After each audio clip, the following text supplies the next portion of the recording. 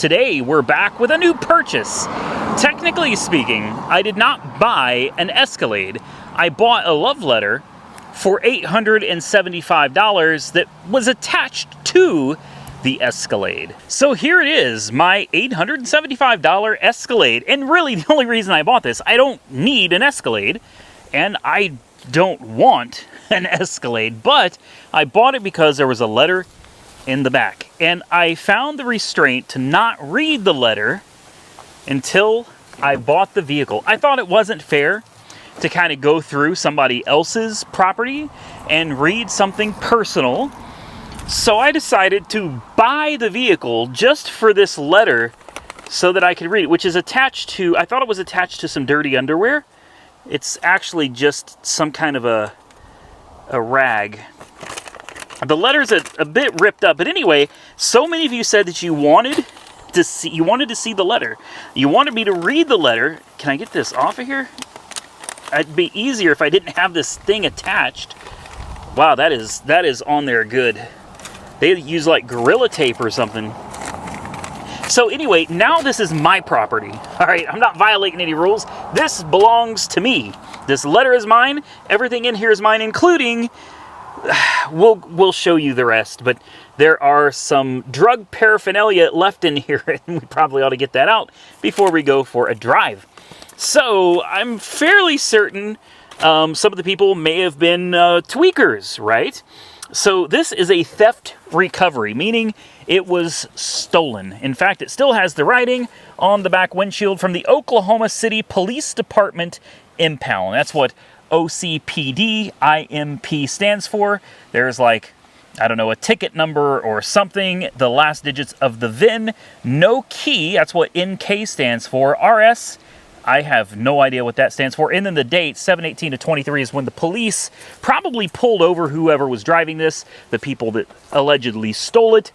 And the insurance company had already paid out on it, so it's a done deal. This was already paid for, so the insurance company got it back and they sold it at auction, where I came in and purchased it for $875, listed as a run, but not a drive. This is a start-only vehicle. It had no battery. Now for the letter. To the most beautiful woman I have ever laid eyes on. I love you. You are my world, and I can't wait to keep taking the next steps together.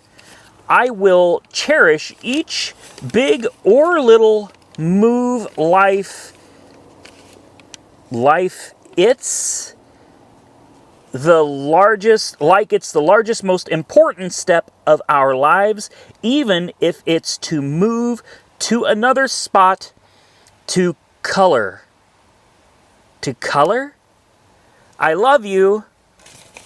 Looks like it says Larry? Mo? I don't know. I can't. I have no idea. So there's your $875 love letter. What a rip. To color? Even if we have to move somewhere to color? That kind of makes sense, I guess, because apparently these alleged criminals like to color. There's definitely some like watercolors here, so you know, while you're doing heroin or smoking crack, you know, you can color in your spare time. Now, I'm going to get to the good part, which is what's in the front here. And I want you to know, I have not done anything to this truck, with the exception of this. I popped the hood. It had no battery. And I wasn't about to mess with having to jump start this thing and then try to drive it. I don't even know where the hood pop is on this. There it is. So I went out and I bought a battery, okay? $139 for a brand new battery, and the battery was dead, completely dead. I was gonna try to start this for you guys so everybody could see it run, and the battery was dead. Well, the battery is not dead anymore. I charged it. It's fully charged. Hopefully it will start for us today. And we're going to find out if it has a transmission, if it has gears, because it was listed as having no gears at all. But before we go roaming around, we should probably go through a few things and make sure there is nothing in here that could get us in trouble. And, well, there, see right there? Now, marijuana is not such a big deal these days, especially in Oklahoma, but why take a chance on getting in trouble? You know, there's literally pot right there. There's a lot of foil, and some napkins. This looks like it was cut down to be what they call a tutor. And, oh boy, yeah, there's definitely weed in here. Do these cup holders come out? They do not. Oh boy. And then we've got more foil. And I know you guys are going to tell me I should be wearing gloves, and you're right, I really should. Cigarettes, especially with the fentanyl outbreak that's going on right now. More foil. You know, I don't know what that is. It could be heroin. It could be laced with fentanyl. There's what's left of a baggie. You know, so obviously not good things were going on in here. And I'm honestly surprised because this was impounded by the police department. The police impounded this vehicle. And I'm really surprised that there are still remnants of drugs and paraphernalia in it. If I were to get pulled over and any of that paraphernalia was to test for something like cocaine or crack or heroin, I could literally go to jail for being in possession of this stuff when it's not even mine. The police neglected to clean it out. You would think they would take care of that. In here, you got to be very careful. There could be needles. There's somebody's house key. We're going to clean this out. A lighter. Dead on arrival. Somebody's vape charger. I don't know what this is. Oh, it's just a pen. See, oh, no, it's not. What is this? It's some kind of a needle. Ooh, that sucker's sharp, boy. Look at that. Wow. No joke. All right. Some Rolaids. I hope that's what's in there. Looks like Rolaids. Looks like a needle cap down in there. Another house key. We're going to take a quick peek around this vehicle. Under the seats. Because I'm going to be quite honest with you guys. I'm not trying to go to jail over somebody else's stupidity. You know what I mean? More of these like watercolors. I'm going to have to go get a trash can. And we're going to have to look into this a little bit better. Nothing in there. Okay, so far we're looking halfway decent. There's a sun visor in the back. I can't wait to see what's in the back here. But I'm gonna go grab a garbage can before we start going through all of this mess. My main thing is just to make sure that there's nothing left in here that could get me in trouble, because that's the last thing I need. What is this? Smug Schmuck, Revolving Doors Act 1, Lazy Susan Act 2. Okay, not a clue, man. I don't have a clue. All right, we're almost done going through the front. Oh, more baggies. Oh yeah, is there still something in this one? There is. Oh my goodness. Look right here, guys. God, I shouldn't be touching this.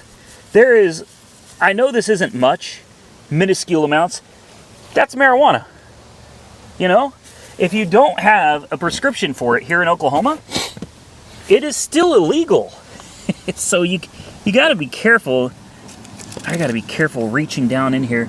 There's one of the tutors for smoking whatever, whether it's, oh man, there's more foil.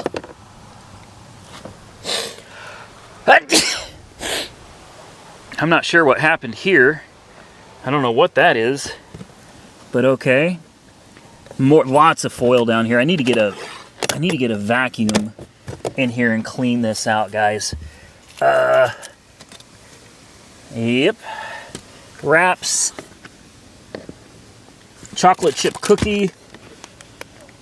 Oh man, more foil. Great. Great. This is fun. This is what I want to do today. See if I can get it out of. Oh wow, that's a pretty big piece, isn't it? And What is with these drug cars, man? Oh, there's nothing in it, thankfully. All right. Yeah, this thing needs a serious detail. Oh, whoa, whoa, whoa. Whoa.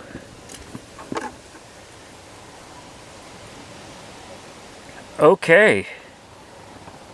I probably shouldn't even be touching this. I don't see anything on it. Stainless steel, China. Good Lord. Yeah, that's something, all right. All right. More pieces of foil. Lots of residue of pot down there.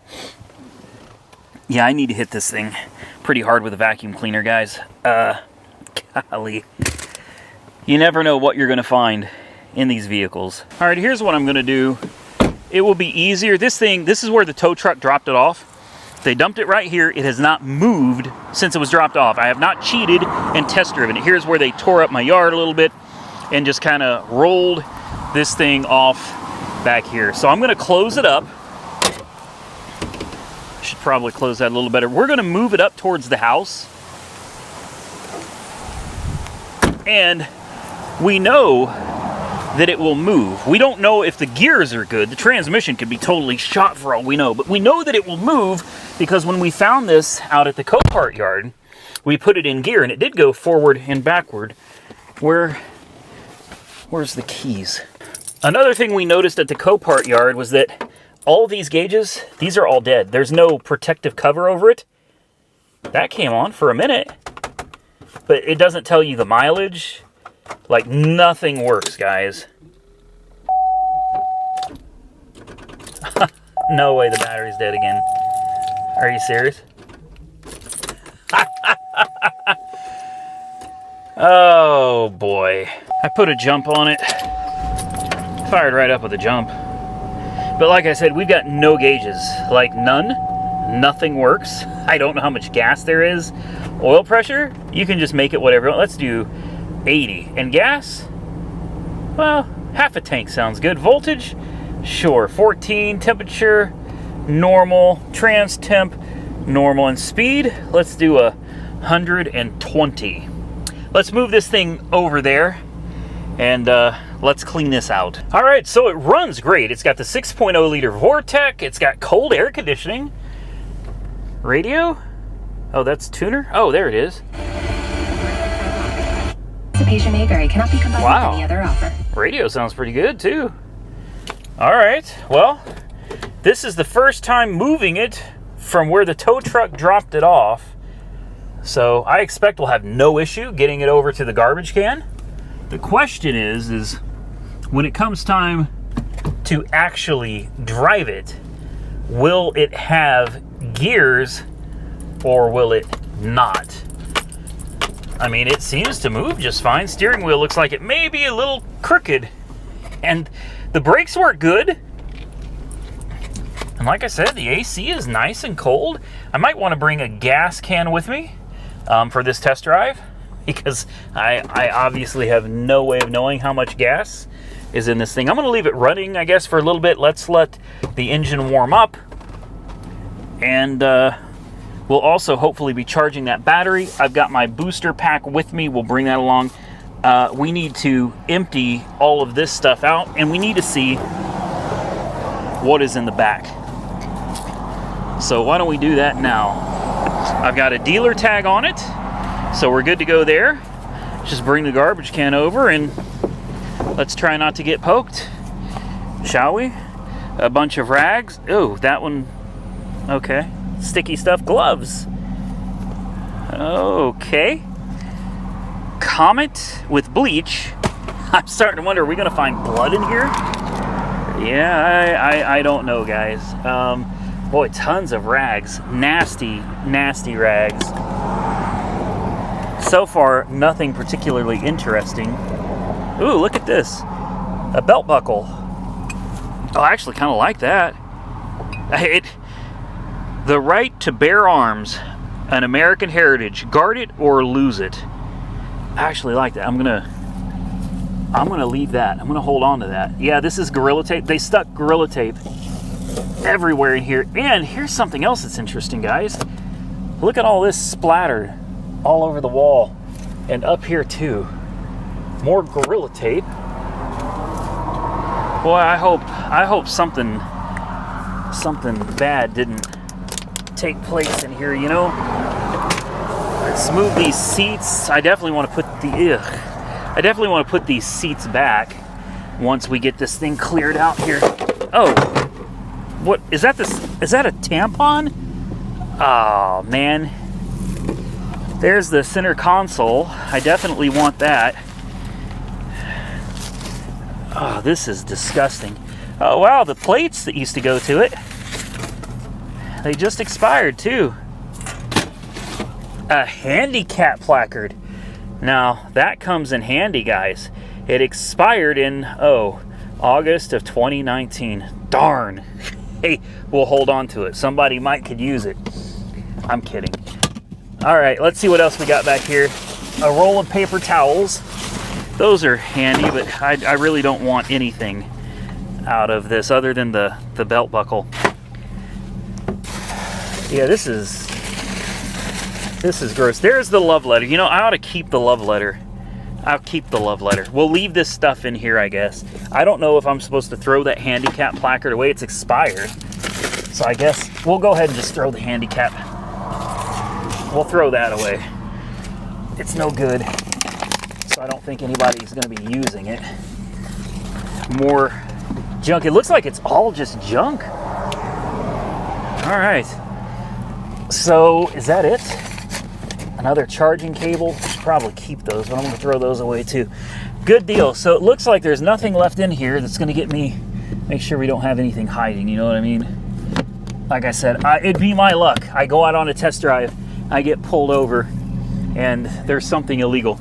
I'm going to put the camera down. I'm going to set these seats back up, and then we'll move over to the front. Then I guess we can take it for a test drive. All right, I have cleaned it out. I put the third row seats back in, and we're going to ride around with that OKC or OCPD on the back. Let's take a look inside. There are the third row seats. They actually look really good. The headliner looks really good as well. And now that it's been mostly cleaned out, this thing actually looks pretty presentable. I do have the gas can. We have the booster pack. So it is ready for its first test drive. All right, before we get on the road, the important window does work. Less important window does work. And the sunroof, although a little dirty, look at that sunroof. Oh, uh-oh. That didn't, that's broken.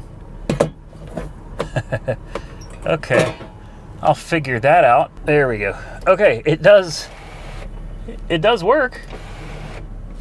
We'll just go ahead and close that for now. All the gauges, well, like I said, we don't have any, so we're currently doing 120 miles an hour, half a tank of gas. Everything looks good. Let's take it out for a drive and let's see what it does. It's either going to have gears or not. Like I said, it was listed as not having gears, but obviously it does move forward. It does move backwards. So we're going to take it on a drive and hope for the best. I'm not expecting the best. It was super cheap. Here we go. All right. It shifts. And there's a Mitsubishi 3000 GT. It just shifted again. No way. I have no clue how fast I'm going. It actually rides really nice. You know, I'll bet before the people stole it, I'll bet it was somebody's pride and joy. You know, I bet it was something that was taken care of. It was loved. This thing actually rides, well, like a Cadillac. I hear a little bit of wind noise from the driver's side rear window. I wish I knew how fast I was going. Seems like the back windows, yeah, the back windows also work. So all of the windows work. I'm gonna need to pull up a GPS to figure out how fast I'm going. Should we try the cruise control? Sure, let's try cruise. Turn it on. And cruise control works too. I got the AC on. Stereo system sounds really nice in these. These older Cadillacs sound really good. I've got the AC on 60 and it's blowing nice. Steering wheel is sitting a tad bit to the left. That's okay, so do I. Very smooth, guys. Needs a set of tires. The tires that are on these wheels are obviously not the right size. I'm not quite sure how those low-profile tires got on those wheels, but that definitely doesn't belong on this. But as you can see, steering wheel right there does sit just a hair to the left. Not too bad.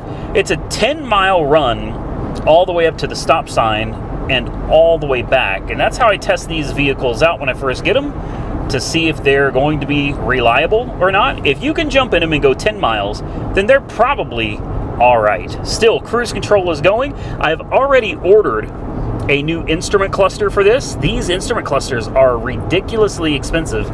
The one I bought was like $150 and it had no guarantees. They could not guarantee that it was good. They couldn't test it. They couldn't tell me what the mileage was. And speaking of the mileage, I'm sure you guys are just as curious as I am about how many miles it's gone on it. Well, to find that out, we're gonna have to plug in my AutoFix Advanced Diagnostic scan tool, and we should be able to locate the mileage off of that. And I'm curious, if you got a guess on the mileage, go ahead and post it down below, and I'm going to throw my guess out right now. I'm going to say the way this thing runs and drives, it's probably got about 180, 190. I'm going to say 185,000 miles on the odometer. Does the horn work? It does. I mean, it goes straight as an arrow, guys. Like, I'm not having to fight the steering wheel or anything. It sits a little to the left, but aside from that, like, it actually drives perfect going down the road. This thing is comfortable. For $875, the letter was absolutely not as juicy as I thought it was going to be. That letter kind of sucked. So I'm thankful that we got a decent Escalade out of the deal. Well, we're coming up on our stop sign, and yeah, no problem so far. There's nothing smoking out from under the hood. The brakes do not pulsate or vibrate at all. Then a little off-road action here. This is honestly way too nice. There's horses out here. Yesterday, I had a billy goat on my porch out here. You never know what is going to happen out here, guys. This guy's got his horses just hanging out at the market. Okay, again, giving it some throttle. Boy, that engine sounds healthy. It sounds real healthy. I mean, the thing is absolutely filthy. It needs a really good cleaning, but it rides like a Cadillac, guys. I'm not exaggerating. I've got no reason to. Like, it doesn't matter to me. It's an $875 vehicle. If it was junk, I'd tell you, hey, it's junk. But it's actually not, and I expected this thing to be in pretty bad shape. As far as why it was listed as a start and not a drive, as having no gears, I've got no clue.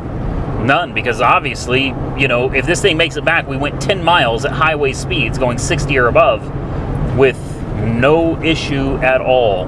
So we're going to continue on our way. When we get back, we'll try to hook up my AutoFix scan tool, and we will see how many miles this thing's got on it, because that is something I'm very curious about. All right, guys, we're going to run a scan on this. We're going to let it do its thing, and that took a long time because I could not communicate with the OBD port. OBD2 port was not functioning at all. Like, I could not access it. So I figure, since the gauges are dead, and since the rear air conditioning didn't work, and since things are all opened up here, I thought maybe it's time to check some of the fuses. And we've got some fuses in here, and there was one blown, and it's way back there. That would, I mean, you can't even see it. It's buried behind all of this. But anyway, a 15 amp back there was blown, and that, as soon as I replaced it, it got the rear air conditioning going. Yeah, so the AC in the back works perfectly now. I then came under the hood. You can see I had my voltmeter out there testing all the fuses. I had to go through all of these, and I found this one right here to be blown. Another 15 amp fuse, and you want to guess what that went to? You'll never guess. Okay, I'll tell you. That one went to the cigarette lighter. And if you're not familiar with GMs, oh, they're so much fun. They're so much fun. Just so you know, GM's cigarette lighter is the power for the OBD2 port. Well, that cigarette lighter was full of number 1, foil, number 2, a dime, and a penny. Okay, conductors. Needless to say, that fuse was blown, and I had to dig out the crap that was in it, replace the fuse, and then lo and behold, well, it's working, and it's running through its diagnostic procedures right now. We have dome lights working in here. If you hear that little rattle, it's a heat shield underneath the vehicle. But right here, cold air, ice cold air all the way back. We have interior lighting now, which is really nice. This thing is already coming together. It is so comfortable in here, guys. I'm not even joking. This thing is really comfortable. Over here you have an entertainment center for the back. Oh, is this climate control too? You can adjust the heat and air conditioning independently on this screen. You have your heated seats. I don't know what that does. There's 2 different modes, I guess. And then, how do you turn on the, oh, right here. So this is your radio, and this is your climate control. But you can't access the climate control because I've got it overridden up there. So the master control up there overrides everything back here. So you've got 2 independent headphone jacks with their own volume controls, so you can listen to something different from everybody else back here or up there. This is nice. This is for $875. This is definitely decent, guys. Okay, the diagnostic is done. That was less than fun. Oh, I already see one problem. The IPC did not respond. So that's like the instrument panel cluster. It did not respond. We do have a few codes. The good news is there's no powertrain faults. None. So why don't we get into this and see exactly what this thing is doing. Let's go to list. And anti-lock brake, the right front wheel speed sensor. Not a big deal. Supplemental inflatable restraint, suppression circuit malfunction sensor 1. Heating and air conditioning, passenger compartment temperature sensor 1, circuit range performance, rear auxiliary climate module, temperature control 3 circuit range, and temperature control 3 feedback circuit. OnStar, cellular microphone circuit and GPS signal circuit open. Electronic suspension control, level control exhaust valve circuit malfunction. Vehicle stability and enhancement, right front wheel speed sensor. And that's it. That's literally everything. Are you kidding me? That's no big deal, guys. It runs and drives absolutely great. And I think when I get my new instrument cluster, hopefully it actually works, because I bought it as is for $150. But if it works, hopefully we can get our gauges back. And after that, throw some tires and some center caps on this bad boy and she's ready to roll. Well, unfortunately, I'm just not getting very far. I tried my Carly scanners, both of them. I've got 2 different Carly adapters, and I know that both of these work, guys. This orange one, I've had this orange one for years and years. Both of these work, but for some reason, they will not read the OBD port on this truck. And when I try reading the mileage using my AutoFix, it's trying to access the instrument cluster, which, as we showed earlier, is dead. So it cannot get a mileage reading out of that either. So I'm a little confused as to what's going on here. And then I shut it off and it died. And I couldn't get it to start back again without the jump pack. So when it was running, I checked these terminals with them connected to the battery, and I was getting 14 volts consistently. So the alternator seems to be pumping out juice, but the battery, I don't know, it doesn't seem like it's taking it. So brand new battery, I guess stranger things have happened. I've got my Tornado 4000 on here doing a trickle charge. We'll see what happens. And remember I said the steering wheel was kind of turned, angled like to the left? Well, the tires there, I should have checked the air in them, but they need air. The tire size on this is wrong. These are 205/65/17s. They're supposed to be like 235/70/17s. So they're one size smaller than they're supposed to be. I'm going to try to locate some center caps for this. I'm going to leave this battery doing its thing, trying to charge up. We'll see if we can get this battery going again.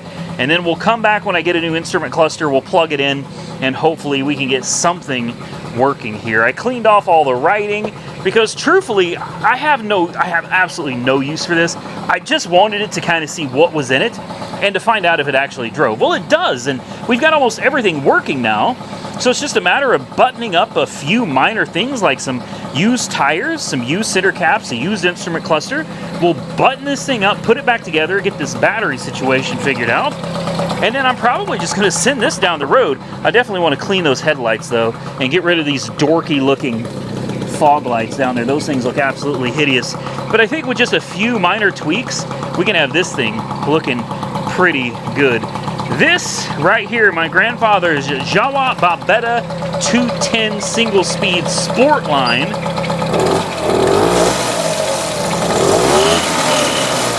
Oh, man.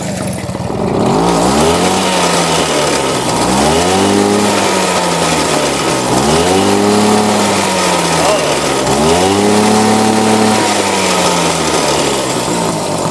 Get it.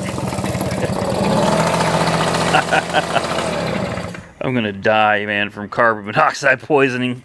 I'm still tinkering with this a little bit. I've actually got a video of this coming up soon. Wow, that thing pollutes more than the Escalade. That is no joke.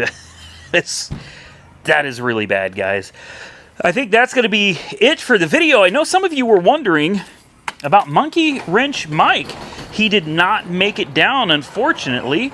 He was not able to make it today, and I had to get this video out because for me, this is Friday evening. It's 6 o'clock at night on Friday, and this is my Saturday video for you guys. So I had to go ahead and make it without him. Now, before I go any further, I do want to show you guys one more thing. I told you guys I had some cars that were going down the road. The SSR is already gone. The 2012 F-150 is gone. And I ended up getting $14,500 for the SSR.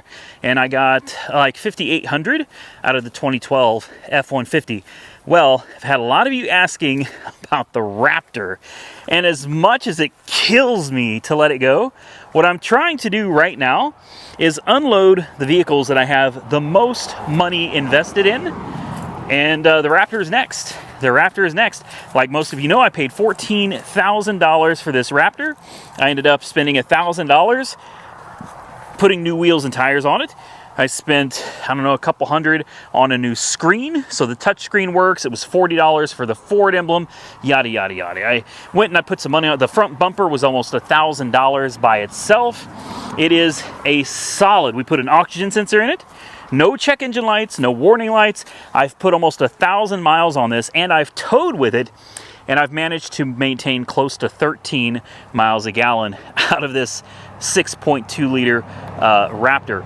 So this is currently listed on Copart's website. I don't know if it'll be up for bids when this video comes out, but if it's not, you can always put it on your watch list and you can come back to it once it is actually up for bids. I don't know if it's unlocked or not. No, it's not. I locked it. As far as hail damage, I had a lot of you asking about that. Not to worry, we're still coming back in a dedicated video, and I'll talk to you about this. Okay, I'll go ahead and tell you, because most of the people that are watching this are probably not the same people that are watching the hail video. This thing did not get hurt. I ended up getting 2 or 3 tiny dings. I can't even see them. Be honest with you, it was so minor. Yeah, there was no need to file any type of a hail claim on this. I'm telling you, trucks are made different. And that's all I'm going to say. Trucks just seem to be made a whole lot different than cars. These cars, they end up with hail damage like crazy. But these big old trucks, they just take it. So the Raptor came out okay, guys. It's perfectly fine. It's a clean title, no insurance claims, none of that stuff. It's just a good solid truck that doesn't leak anything, that's ready to go. I put it up on Copart for $18,000, and I will put a link to this truck down below this video. So I want to thank each and every one of you for taking time to watch today's video. I hope you enjoyed it as much as I enjoyed making it. It was a lot of fun going through a theft recovery and cleaning all the junk out of it, figuring out what needs to go in the garbage, which was pretty much everything. Diagnosing several different issues. It turned out to just be a couple of blown fuses. And hopefully here in the next video, we can come back and we can put the new instrument cluster in, and all will be right with it. I'll probably go ahead and order a set of tires for it as well, and the center caps, because I want it to all be the way it's supposed to be. And then somebody somewhere is going to get themselves most likely a very cheap and relatively nice Escalade. The thing is really not bad at all, guys. It really rode and drove down the road perfectly fine with nice cold air conditioning. I thoroughly enjoyed it. If I had a use for it, I would keep it around, but the truth is I've got so much stuff to get rid of around here. The last thing I need is another vehicle that I'm not going to do anything with. And speaking of getting more vehicles that I won't do anything with, stay tuned, because I won a Monte Carlo SS, a G-body, a 1987 Monte Carlo SS, and it's in that black cherry color. In my opinion, the best color. One owner. Still has the original stripes. Well, not original. It's actually had a repaint. It is considered, it's 1987, but original owners, and it has been parked in a garage in Florida for the last 25 years. The family ended up having to hire or whatever, broker a deal with a friend of theirs who owns a car lot, and it turns out I was the winning bidder at in the $10,000 range. $10,000, low miles too, relatively low miles. I spoke to the dealer after I won the auction. I did not know it was a one owner. I did not know the history of it. I knew nothing. But as soon as the auction was over, I was able to call the dealer. We worked out the details, got him paid. The car is on its way to me. And he told me that the family that was selling it was literally crying when the auction was over. They were really, really sad to see it go, but unfortunately, they needed the money. He said that they did a few things to the car, including some serious brake work. He said after 25 years, the car needed some work. He said the thing is honestly the nicest one he has seen in a long, long time. So I'm excited. I haven't seen anything other than some pictures of it, but for 10,000 bucks, I feel like it's going to be hard to beat something like that, guys. So stay tuned. A Monte Carlo SS. Yeah, I know they don't have a whole lot of horsepower. They're, by today's standards especially, they're pretty slow. But man, they have such a beautiful body, and we're going to enjoy reviewing that car with you guys and seeing what it does or doesn't do. I don't even know if it's going to run. It was sold on a red light. After 25 years, it's hard to say, but I'm going to have fun reviewing it with you, getting it going, and hopefully being able to take it out on its first drive in a long time. So stay tuned for that video. If you enjoyed this video, hit the thumbs up button. Let me know. Consider subscribing to the channel if you haven't already subscribed. Remember, the link to the Raptor is directly below this video. Till next time, stay safe out there, everybody. I look forward to seeing you all again very soon in the next one.